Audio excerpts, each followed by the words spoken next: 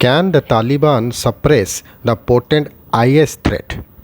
The Taliban are in power in Afghanistan, but a new enemy is ascending in the country, the Islamic State group.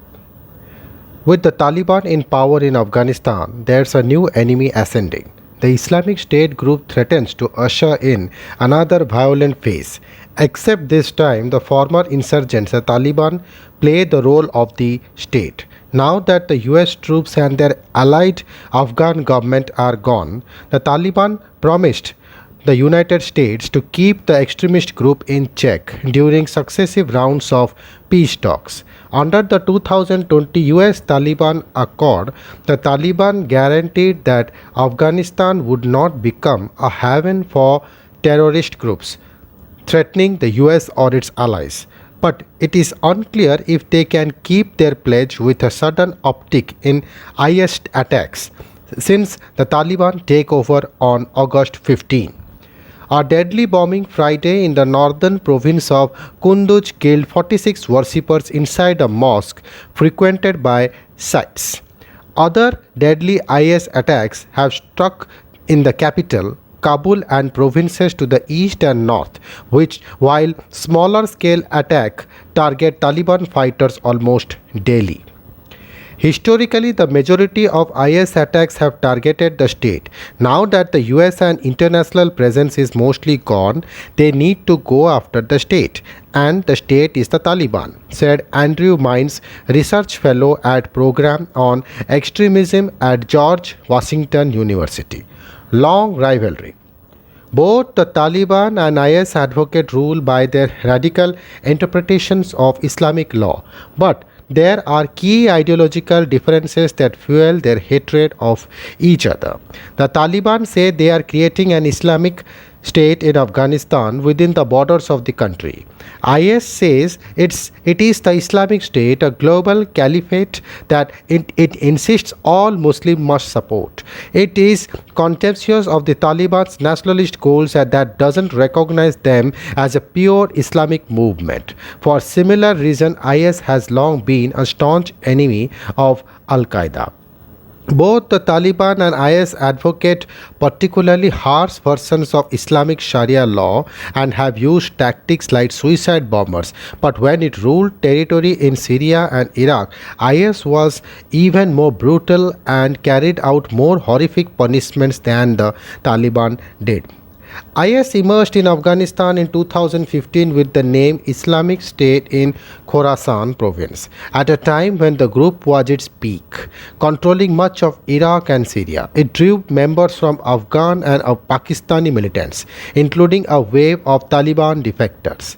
The group initially found support among Afghanistan's small Salafist movement in eastern Kunar and Nangarhar provinces. The Salafis had largely been marginalized by the Taliban, and by connecting with the rising IS, the Salafist movement found a means to establish military strength.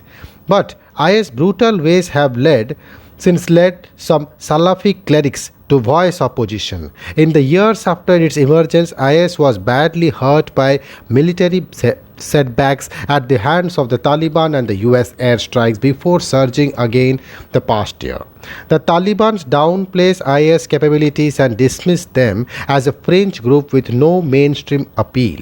They have no roots here. Influential Taliban figure Sheikh Abdul Hamid Hamasi told the Associated Press. Endgame. Still, the potency of the IS threat is undeniable. 2 deadly bombings have hit Kabul, including one outside the airport at the height of evacuations before the US exit that killed 169 Afghans and 13 US service members. Smaller scale attacks are also on the rise. The intensity and breadth of attacks show the capacity and level of national reach, which was caught the Taliban by surprise, said Ibrahim Bahis, a consultant with the International Crisis Group. IS is no short-term threat. It could be a while until IS has the capability to hold territory again. Its immediate aim is to destabilize the Taliban and shatter the group's image as a guardian of security. For now, its strategy is slow and methodical. It is reaching out to tribes and other groups to recruit from their ranks while stamping out dissent among moderate Salafis and carrying out jailbreaks, assassination, and attacks on Taliban personnel.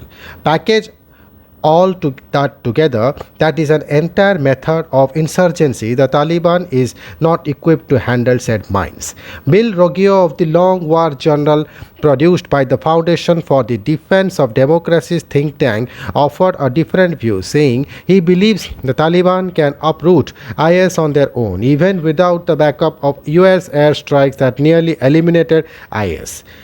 Roggio said the Taliban have shown themselves capable of rooting out some IS cells using their vast local intelligence gathering networks. He noted that IS, unlike the Taliban during their insurgency, don't have access to safe havens in Pakistan and Iran. The Taliban have rejected cooperating with the US against IS ahead of the two-side direct talks last week. IS' future trajectory in Afghanistan will depend largely on its ability to recruit more members and win over large segments of the population. Since the inception, they have been poaching Taliban members. In 2015, a former Taliban commander, Abdul Raham Khadim, was appointed deputy of IS in Afghanistan and reportedly offered financial incentives to other Taliban fighters to join the group. In 2020, when IS re-emerged in Afghanistan, it was under a new leader drawn from Haqqani network, currently a faction of the Taliban. Hardline members of the Taliban could join IS as the Taliban leadership, now in power, has to make compromises whether at home or abroad. The Taliban have promised a more inclusive government through temporary administration. The setup is entirely made up of Taliban members. The more the Taliban cooperate with international states, the more they run against the image of the Mujahideen resistance fighter. That is a key identity the Taliban will lose mindset. Treatment of minorities. As the Taliban shift from insurgency to governance, one key test will be whether they act to protect minority groups that their fighters once tyrannized, such as Saiti Hajaris.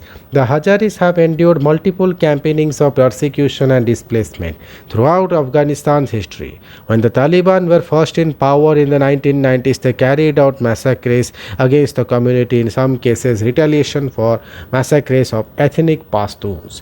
IS has targeted Hazaras because most are city Muslims, killing hundreds in brutal attacks targeting their places of worship in what it calls a war on heretics. Friday's mosque attack in Kunduz was an opportunity for the Taliban to project a new image as a state power. The Taliban acted swiftly, special forces swept the scene, investigations were launched, the provincial police chief made lofty promises to protect minority brothers. Thank you.